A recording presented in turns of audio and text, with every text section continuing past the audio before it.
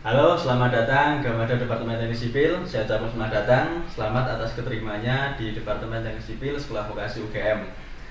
Perkenalkan, nama saya Hanif, selaku Ketua Keluarga Mahasiswa Departemen Teknik Sipil atau biasa disebut KMDTS SPUGM. Di sini saya akan menjelaskan virtual gallery tour Departemen Teknik Sipil Bhinneka Sekolah Vokasi Universitas Gadjah Mada.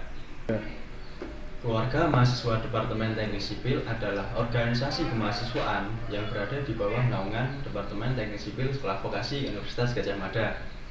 Dan teman-teman juga bisa melihat bahwa itu adalah struktur organisasi keluarga mahasiswa Departemen Teknik Sipil tahun ini yang bernama Kabinet Berkarya dalam Harmoni. Dan secara garis besar, KMDTS terbagi menjadi 3 koordinator utama, yaitu internal, eksternal, dan minat dan bakat.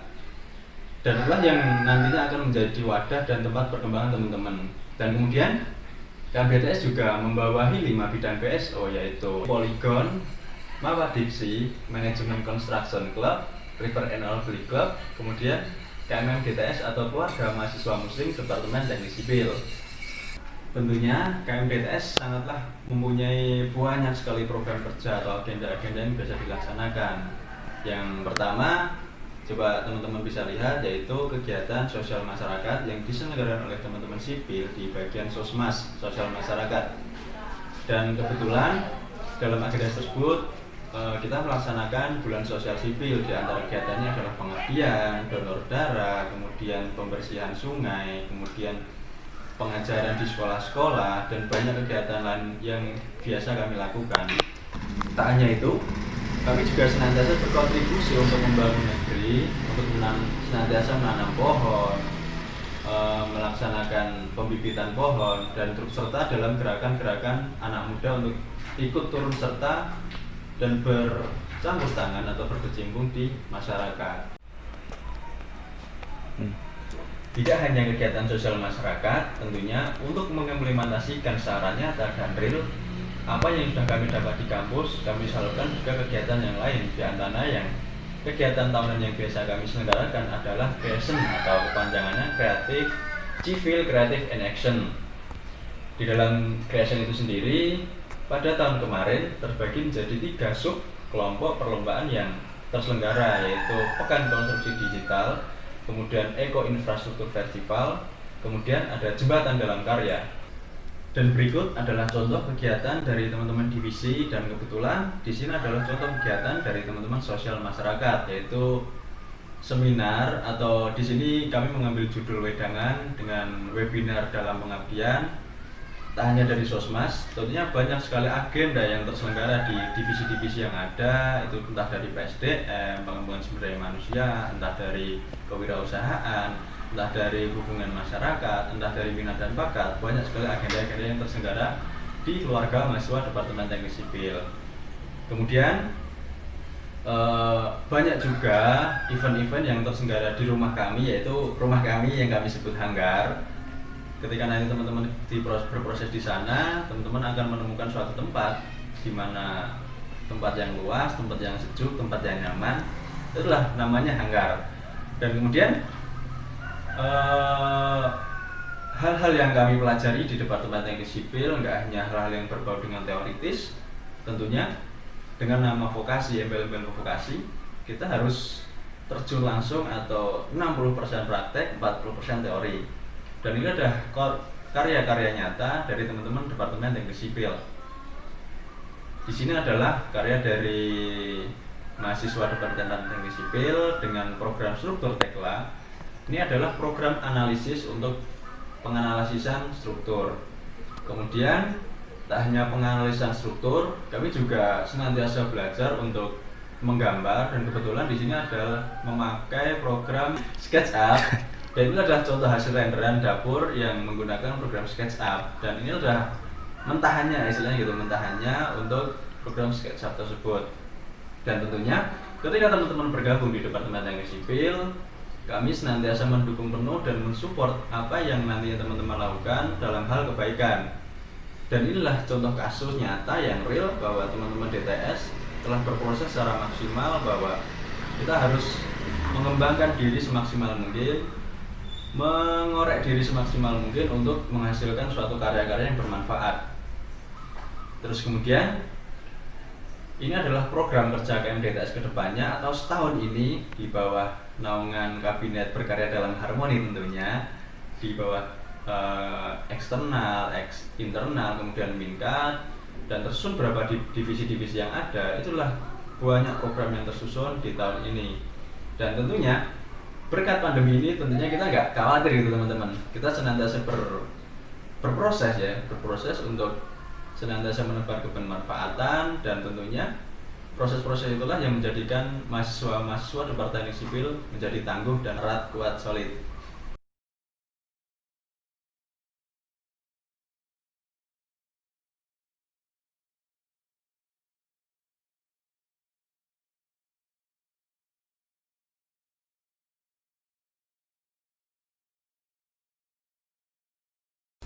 Assalamualaikum warahmatullahi wabarakatuh. Perkenalkan, nama saya Abdul Nafi Alfat. Saya di sini sebagai Ketua Manajemen Construction Club atau disingkat MCC. Di sini saya akan menjelaskan kepada adik-adik angkatan 2020 tentang apa itu Manajemen Construction Club atau disingkat MCC. MCC adalah salah satu BSO di Departemen Teknik Sipil yang menjadi wadah mahasiswa untuk memperdalam ilmu keteknik sipilannya. Maksudnya itu adalah MCC memprovide atau mewadahi mahasiswa yang ingin berinovasi, berkompetisi, atau juga mendalami bidang keteknik sipilan. Nah, MCC terdiri dari 3 divisi. Yang pertama ada Divisi Konstruksi Bangunan Air atau disingkat KBA. Divisi ini berfokus mempelajari bangunan yang berkaitan dengan perairan seperti bendungan atau pintu air dan lain-lain. Nah, yang kedua ada Konstruksi Jalan dan Jembatan atau disingkat KJJ. Divisi ini berfokus mempelajari struktur jembatan dan juga jalan. Dan yang ketiga ada Divisi Konstruksi Bangunan Gedung atau disingkat KBG. Divisi ini berfokus mempelajari struktur dari bangunan gedung. Nah, untuk program kerja MCC itu ada 1 pelatihan secara rutin mulai dari pelatihan mengenai software keteknik sipilan seperti AutoCAD, SketchUp, atau Revit, sampai pelatihan lomba-lomba. Pelatihan sendiri ini tidak dibatasi dengan materi pelatihannya. Contohnya, jika ada pelatihan mengenai struktur jembatan, divisi KBA dan KBG boleh ikut dalam pelatihan tersebut. Nah, lalu ada juga proker kunjungan proyek. Nah, kita mengunjungi proyek yang sedang berjalan. Tujuan kita ke proyek tersebut agar kita mengenai situasi lapangan dan mempelajari sistem proyek konstruksi secara langsung. Lalu proker selanjutnya adalah perlombaan internal maupun eksternal. MCC menjadi IO perlombaan dari ajang tahunan yang diselenggarakan Departemen Teknik Sipil, yaitu Creation. Terus selain menjadi IO, MCC juga sering mengikuti lomba-lomba yang diadakan kampus lain, seperti lomba balsa, lomba proposal, lomba desain, dan lomba-lomba lainnya. Untuk struktur dan nama-nama pengurus terdiri dari saya sendiri sebagai ketua, lalu ada Habib Fajar sebagai wakil, ada Dimas sebagai Ketua Divisi Konstruksi Jalan dan Jembatan, ada Isnan sebagai Ketua Divisi Konstruksi Bangunan Gedung, dan ada Irhas sebagai Ketua Divisi Konstruksi Bangunan Air. Nah, selain ketua-ketua divisi yang tadi, ada Sukma sebagai Sekretaris, lalu ada Intan sebagai Bendahara, ada juga Sofian sebagai Humas, lalu untuk logistik ada Faisal, Yusuf, dan juga Torik, dan ada Azhar juga sebagai DDD. Nah, sekian pengenalan MCC dari saya. Untuk info lebih lanjut, bisa follow IG-nya MCC di MCC DTS UGM. Terima kasih semuanya atas perhatiannya. Wassalamualaikum warahmatullahi wabarakatuh.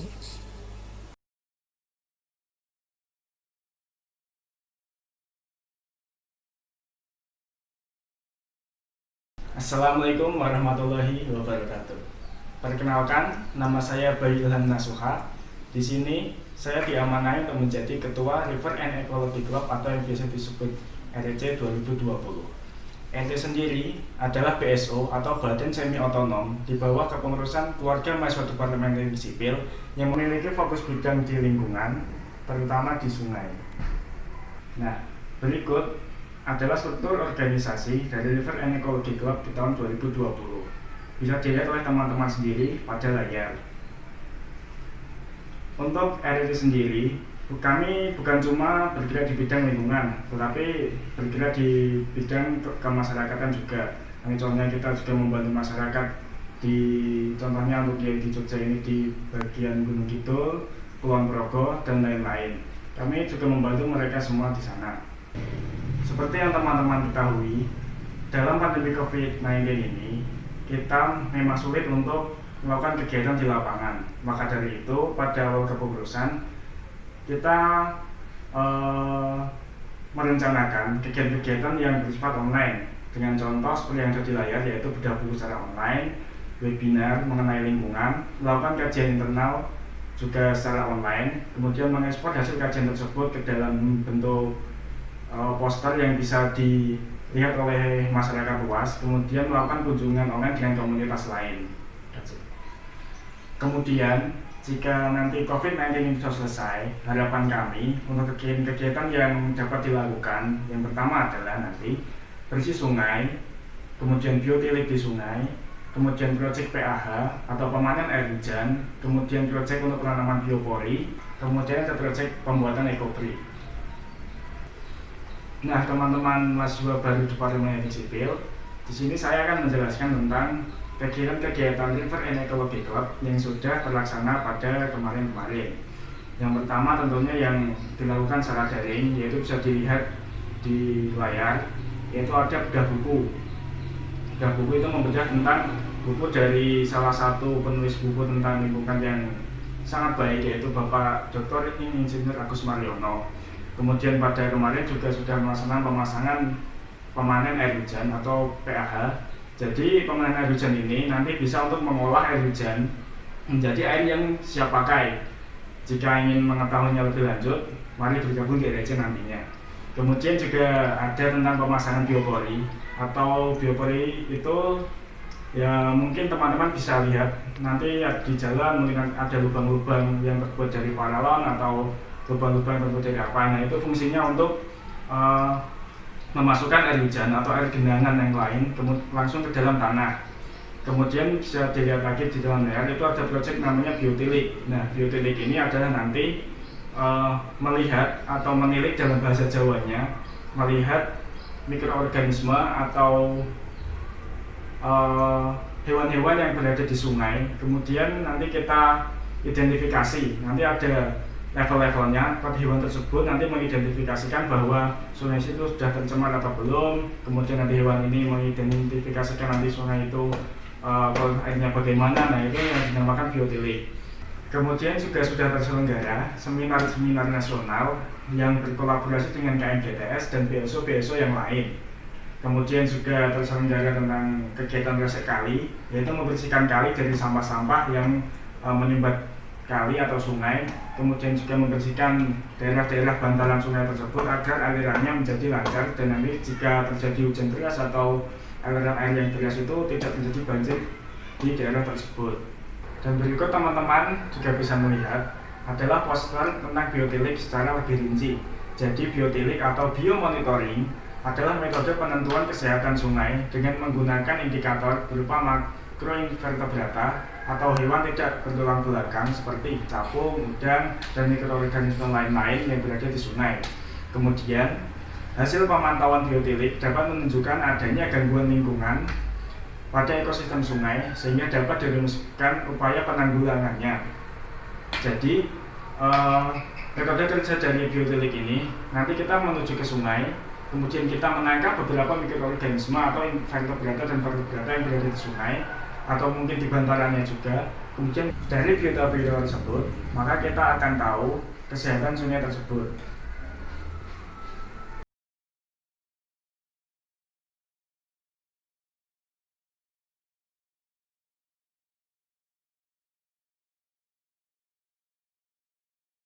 Semangat pagi teman-teman. Perkenalkan, nama saya Laili Fadila Sabilal Haq dari Departemen Teknik Sipil Angkatan 2018. Nah, di sini saya sebagai Kepala Bidang Redaksi dan Kajian Ilmiah BPPM Polygon akan sedikit menjelaskan tentang apa sih sebenarnya BPPM Polygon itu. Nah, sebelumnya teman-teman ada yang tahu nggak sih apa kepanjangan dari BPPM itu sendiri? Pasti belum banyak yang tahu kan? Nah, BPPM merupakan singkatan dari Badan Penerbitan dan Pers Mahasiswa, di mana itu berarti Poligon di sini merupakan sebuah badan semi-otonom atau BSO yang bergerak di bidang jurnalistik dan pers mahasiswa yang tentunya hanya dalam lingkup prodi atau departemen. Nah, terus apa aja sih yang bisa kita lakukan kalau kita join di Poligon? Sebelum kita bahas ke program kerja, kita harus tahu dulu nih divisi apa aja sih yang ada di Poligon. Jadi, di Poligon itu ada 4 divisi ya teman-teman. Ada redaksi dan kajian ilmiah, ekonomi kreatif, PSDM, dan yang terakhir ada media dan jaringan. Kita bahas satu-satu ya. Yang pertama, ada divisi redaksi dan kajian ilmiah. Divisi ini merupakan divisi yang paling utama di Poligon, karena divisi ini merupakan jantungnya Poligon teman-teman. Hampir proker utama dari Poligon itu berasal dari divisi redaksi dan kajian ilmiah. Di divisi ini, kita belajar soal gimana sih caranya menulis berita yang benar, menulis artikel, dan hal-hal lain yang berkaitan sama kepenulisan. Intinya, jurnalistik itu nggak lepas dari divisi ini. Dan bisa dibilang divisi ini paling sibuk. Tapi divisi ini tetap asik kok teman-teman, karena kita kan belajar bareng-bareng nih. Jadi, kita juga bakal ngadain pelatihan-pelatihan kepenulisan supaya teman-teman ini bisa jago nulis gitu loh. Dan harapannya, kalau teman-teman join ke divisi ini, teman-teman tuh bisa gitu loh meningkatkan skill menulis teman-teman. Even cuma buat nulis laporan praktikum. Divisi selanjutnya ada divisi ekonomi kreatif. Divisi ini merupakan divisi yang condong ke arah pengelolaan uang ya teman-teman. Jadi meskipun Poligon itu udah ada bendaharanya, tapi bendahara Poligon gak bakal jauh-jauh dari divisi ini. Mereka akan berusaha mencari uang dengan cara danusan atau dengan cara yang lain. Pernah divisi ini membuka program kerja yang namanya jasa install aplikasi. Jadi nggak bisa dipungkiri nih teman-teman, kalau misalkan teman-teman udah masuk ke teknik sipil, teman-teman bakal ketemu banyak banget aplikasi. Contohnya kayak AutoCAD, Plaxis, Tekla, SAP, Revit, dan lain sebagainya. Nah, anak-anak Poligon menyediakan aplikasi-aplikasi tersebut untuk diinstal oleh mahasiswa DTS. Tapi yang bukan member Poligon ya bayar sih, tapi harganya masih terjangkau kok, kayak gitu. Rencananya proker ini bakal dibuka juga buat tahun ini sampai tahun-tahun selanjutnya. Karena selain bisa menguntungkan Poligon sendiri, bisa menguntungkan untuk kalian juga kan. Divisi yang ketiga ada divisi PSDM. Divisi ini bertugas untuk menjaga hubungan antar anggota Poligon. Kan kita sebagai anggota Poligon tentunya punya kesibukan di luar Poligon kan. Nah, itulah tugasnya anak-anak PSDM untuk menjaga hubungan antar anggota Poligon supaya tetap satu, tetap bisa bekerja sama, supaya prokernya juga bisa berjalan dengan baik. Kalau misalkan pecah-pecah atau nggak akur, ya gimana bisa jalan kan prokernya. Sampailah kita ke divisi yang terakhir, yaitu divisi media dan jaringan. Sesuai sama namanya, teman-teman pasti udah bisa nebak dong divisi ini mau ngapain. Nah, bedanya dari media di BSO yang lain, media Poligon itu ada 2 tipe anak media. Jadi ada anak desain sama anak fotografi.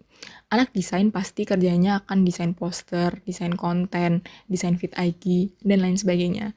Sedangkan anak fotografi ini bakal diajak nih sama anak-anak dari redaksi dan kajian ilmiah buat liputan berita. Karena apa? Mereka kan butuh dokumentasi. Jadi anak-anak fotografi ini penting banget buat ikut sama redaksi dan kajian ilmiah, kayak gitu. Jadi anak-anak fotografi juga bisa ngembangin skill kan sebenarnya, karena nanti hasil dari liputan berita itu bakal dipublish di IG Poligon. Kayak gitu teman-teman.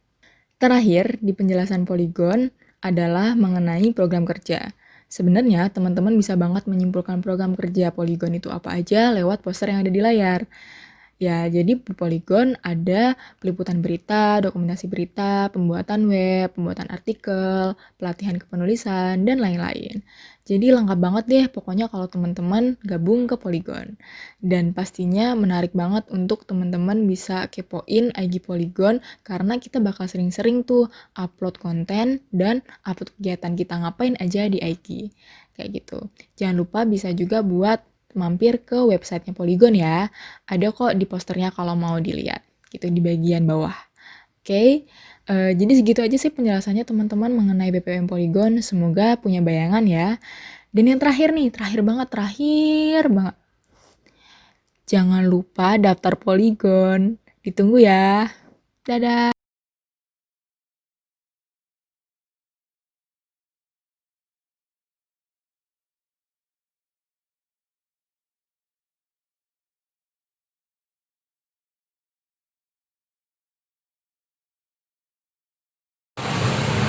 Assalamualaikum warahmatullahi wabarakatuh. Perkenalkan, nama saya Mega Yosinta dari jurusan D4 TPPIS Departemen Teknik Sipil Sekolah Vokasi UGM.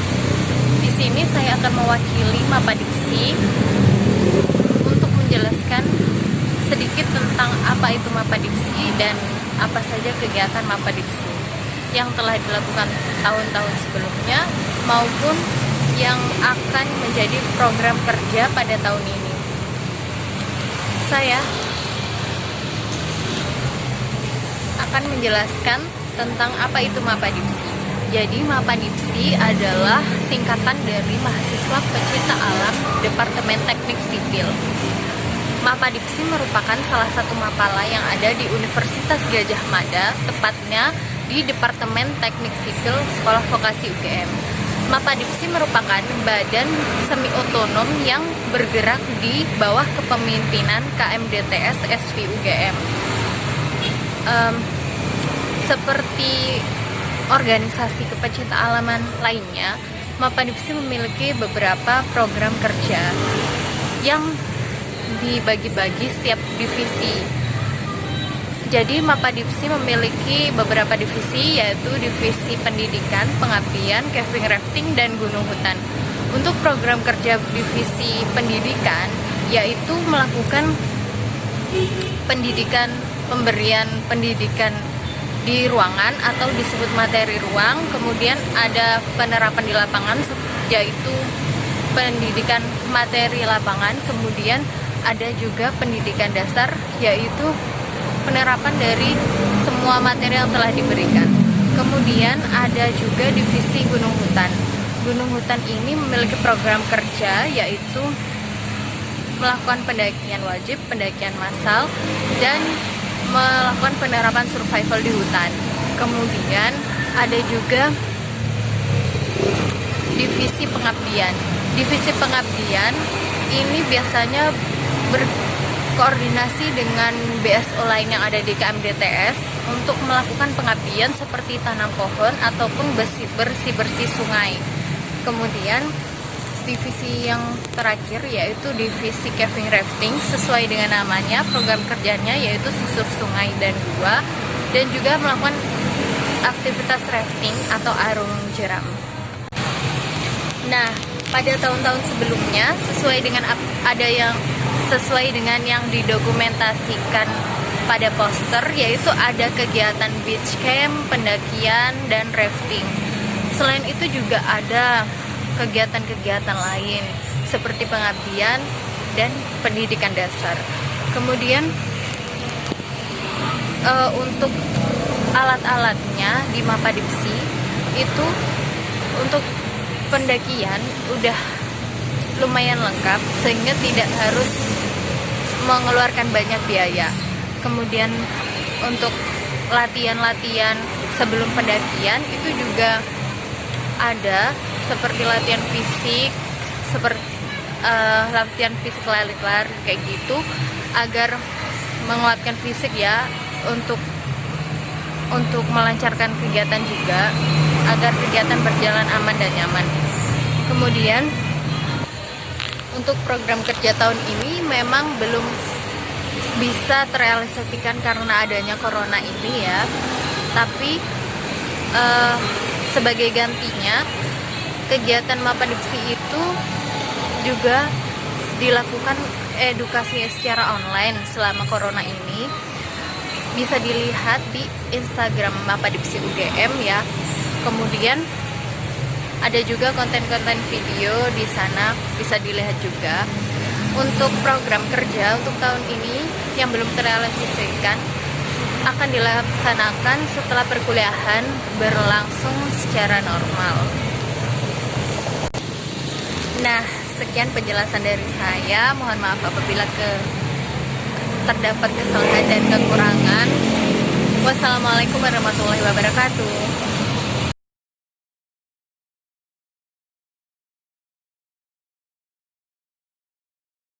Assalamualaikum warahmatullahi wabarakatuh.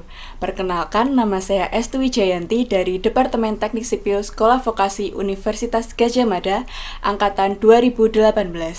Di sini saya akan mewakili dari KMM DTS yang akan menjelaskan sedikit mengenai apa sih KMM DTS itu. Nah, pasti di sini teman-teman pada belum tahu kan kepanjangan dari KMM DTS itu dan apa sih KMM DTS itu.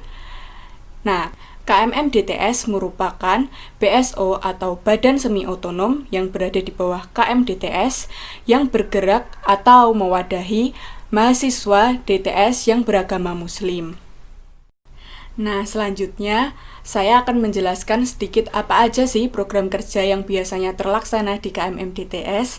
Yang pertama, kunjungan panti. Kunjungan panti dilaksanakan saat kita mempunyai waktu luang ataupun sudah bersepakat dengan teman-teman melaksanakan kunjungan panti itu sendirinya kapan, maka kita akan melakukan di waktu itu. Nah, kunjungan panti ini dilakukan sebagai sarana untuk teman-teman di DTS menyalurkan sedikit rezeki dari teman-teman sendiri kepada teman-teman yang membutuhkan, yaitu teman-teman yang berada di panti asuhan. Nah, program kerja yang paling besar di KMM DTS itu sendiri yaitu ranah sipil. Ranah sipil itu ngapain sih? Ranah sipil ini biasanya kita mengadakan kajian, lalu buka bersama, lalu ada sholat berjamaah. Pokoknya seru banget deh di acara ranah sipil ini. Nah, teman-teman nanti jika ikut di ranah sipil ini bisa menjadi panitia ataupun menjadi peserta itu sendiri. Pokoknya di ranah sipil ini merupakan kegiatan besar yang diadakan oleh KMM DTS itu sendiri.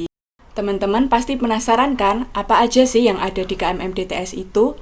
Yang pertama, di KMM DTS kita akan belajar berorganisasi. Nah, apa aja sih struktur organisasi di KMM DTS? KMM DTS memiliki beberapa divisi, yaitu yang pertama ada sekretaris.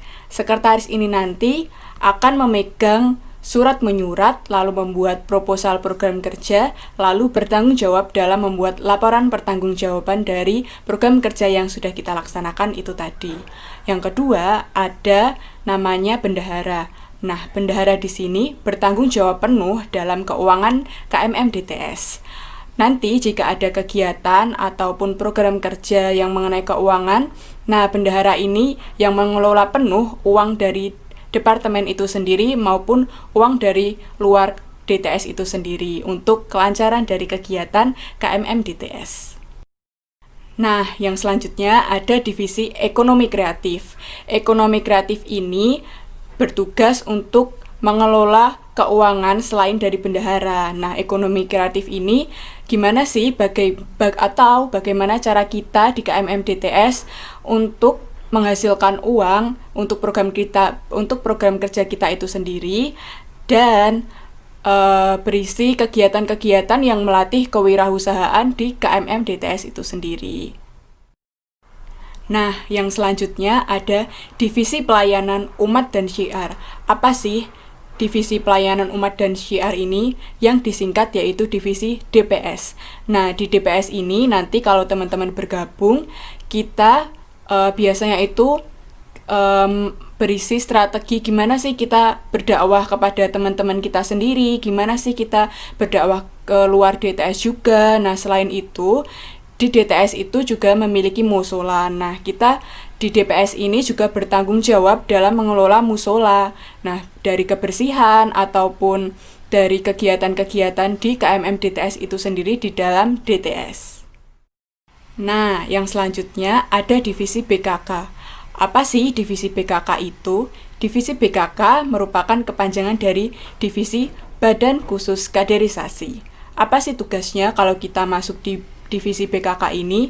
Nah, teman-teman di sini nanti itu biasanya mengelola sumber daya manusia di KMM DTS, supaya sumber daya manusia di KMM DTS itu memiliki soft skill dan hard skill yang mendukung dari KMM DTS dan mendukung dari teman-teman sendiri. Nanti setelah kita belajar di KMM DTS, diharapkan nantinya di luar DTS kita sudah memiliki bekal untuk berorganisasi dan tetap menjalankan amanah Islam itu sendiri. Nah, divisi yang terakhir ada divisi media dan eksternal. Apa sih tugasnya dari divisi media dan eksternal? Divisi ini bertugas untuk menyebarkan informasi-informasi dari luar KMM DTS atau dari luar Departemen Teknik Sipil itu sendiri ataupun dari dalam KMM DTS. Misalkan kita mempunyai program kerja, lalu kita membuat poster dan lain-lain ataupun membuat broadcast tentang acara kita. Nah, divisi ini bertanggung jawab untuk menyebarkan program kerja kita kepada teman-teman di luar DTS maupun di dalam DTS itu sendiri. Nah, itu tadi teman-teman penjelasan mengenai KMM DTS yang berada di Departemen Teknik Sipil Sekolah Vokasi Universitas Gadjah Mada.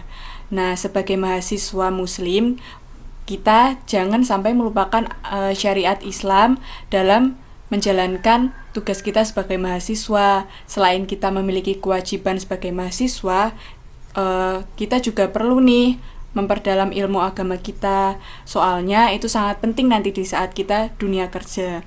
Nah, saat kita masuk dunia kerja nanti, pasti banyak godaan jika iman kita tidak kuat. Apalagi jurusan kita teknik sipil nih teman-teman. Udah tahu kan pasti. Nah, kalau bisa kita harus meningkatkan keimanan kita selain melaksanakan tugas kita sebagai mahasiswa. Jadi, tunggu apa lagi teman-teman buat gabung di KMM DTS. Kami tunggu ya di keluarga mahasiswa muslim Departemen Teknik Sipil Sekolah Vokasi Universitas Gadjah Mada. Assalamualaikum warahmatullahi wabarakatuh.